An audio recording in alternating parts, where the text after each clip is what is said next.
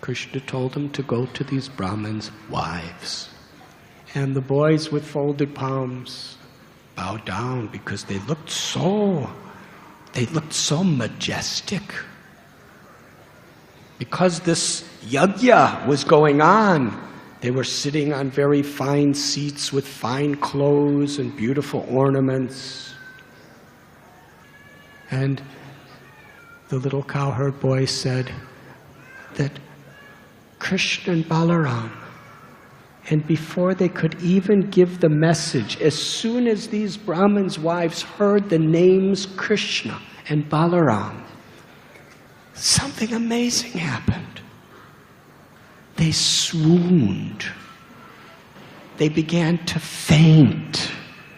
Their entire bodies became numb. Tears flooded from their eyes. Every limb of their body was erupting with bumps of ecstasy. And right before the cowherd boy's eyes, they saw the beauty of these ladies increasing and increasing and increasing. Everything they lived for, everything they prayed for, everything they longed for was now about to be realized. The boys were perplexed. These Brahmins' wives, the Yagyapatnis, they had never seen Krishna. When they would go to the marketplace to get things for their homes, because they were mothers, sometimes the Brijabasi ladies who would sell flowers or sell fruits, they would talk about Krishna.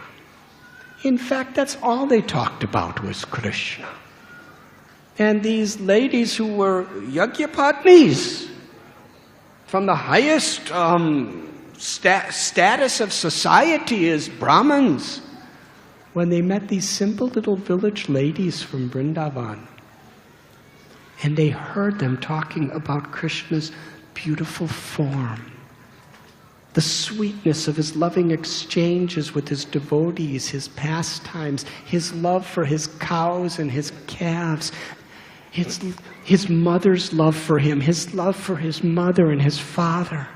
When they would hear about the exchanges of Vrindavan and the beauty of Krishna, they were totally enchanted, mesmerized. They surrendered their hearts in love to Krishna. And it's not that they were sitting in Hari Katha like we are, where there's formal narrations taking place. They were just shopping, hearing these ladies more or less gossiping with one another about Krishna. And when they came home to their families, 24 hours a day, they were just yearning, longing. When will I meet Krishna? Will I ever meet Krishna? They lived for, they prayed for, they yearned for that moment to meet Krishna. And Krishna, who is in the heart of every living being, Sarvasya Chaham Hridishani Vishnu, he understood, and he was reciprocating with them. The boys were thinking, who are these? They never saw Krishna. They don't know Krishna. But just by hearing his name, they are completely in ecstasy. Their physical and emotional state is totally transforming. The boys didn't know what to do, except continue the message. They said, Krishna, Balaram, they're close by in a forest and they're very hungry. Please bring them some food. They sent us. The Yagyapatnis, it was the moment of the life that they yearned for. Lolyam, this eagerness, this crying to serve, this crying to love, this crying to be with Krishna. Rupa Goswami explains, this is the price of love for Krishna. The yearning to love. The Yagyapatnis, simply by hearing, while they were shopping, these beautiful narrations, their yearning to be with Krishna, like a blazing fire, literally burned away every misconception, every tinge of ego, and every attachment to the world. Instantly, they brought the very, very best foods that were prepared for the yajna. And instantly they were preparing the best foods that they knew how to make within moments and putting them on nice trays and beautiful vessels, and left their homes, their husbands, their fathers, some of their sons, daughters. They forbid them from going. Because you see, these yajnas, it takes sometimes weeks or months of preparation to do it. They were needed there, but they left because Krishna was calling for them. They wandered through the forests, and as they came into that Ashok forest, near the banks of the Yamuna, they happened to see through the trees Krishna with his cowherd boys roaming about. And then they came to the clearing. They were taking as much possible of the prasad as they could, the bhoga. They were walking a long distance. It was heavy. And in the forest, there's so many dangers. But they did not experience any inconvenience. Param drispani vartate. They could pass through every obstacle. They could pass through every pain. They could pass through all the insults of the people that were their own loving relatives because of their eagerness to serve. Then they saw before their eyes the first true darshan of Krishna. He was standing, gazing upon them, each and every one of them. Each of these Yagyapatnis could see Krishna gazing only at her.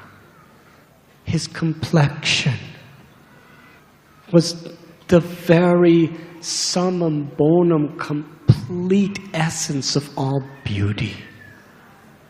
It was the hue of a newly formed monsoon rain cloud. And the cloth that he was wearing was brilliant, yellow like lightning.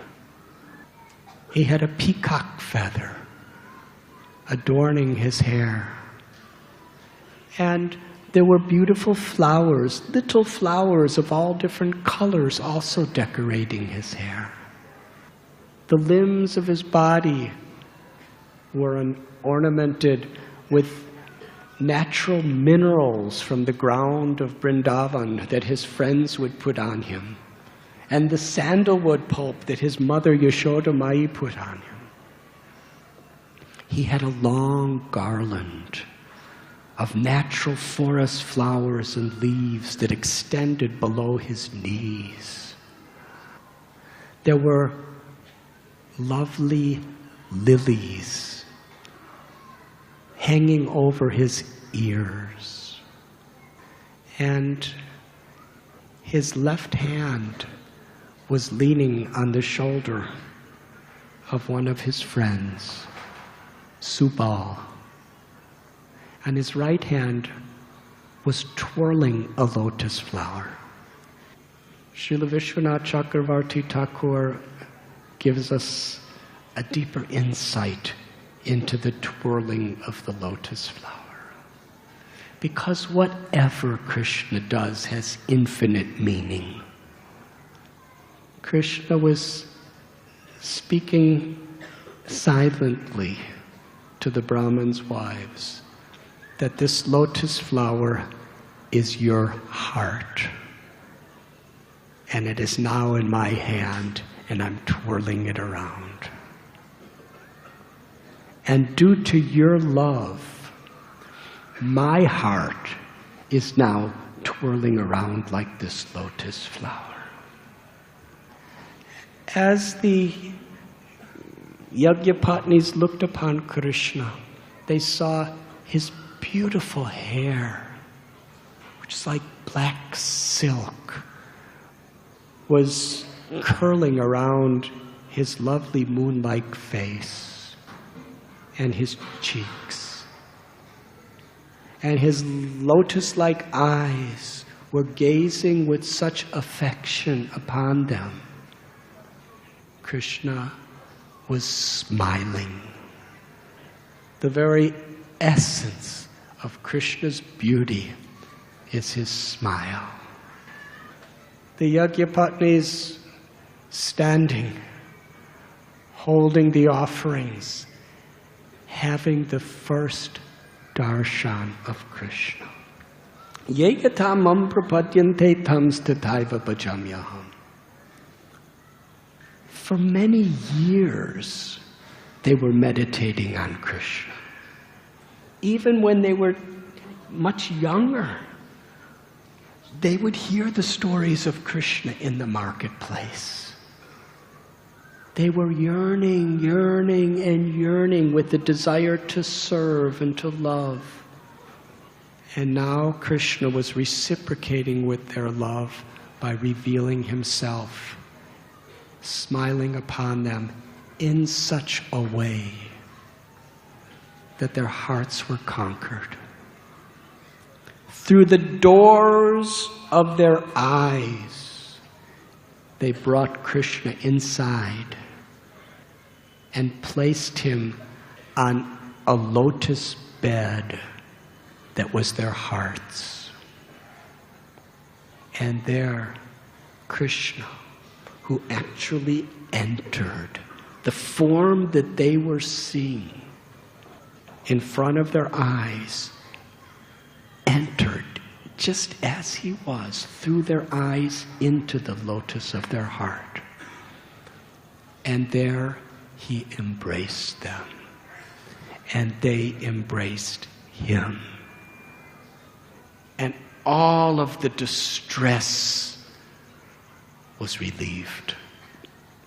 Srimad Bhagavatam compares it to when a great yogi realizes his eternal self, then he is eternally free from all the distress of the ahankar, or the false ego of I, me, and mine.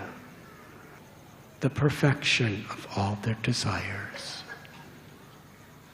Their body, their mind, their words, their life, they offered to Krishna in love, and Krishna offered himself in love for them.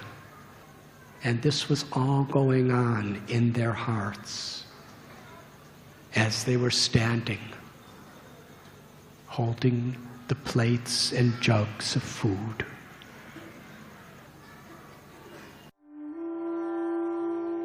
You were listening to Radhanath Swami on devotionalnectar.com.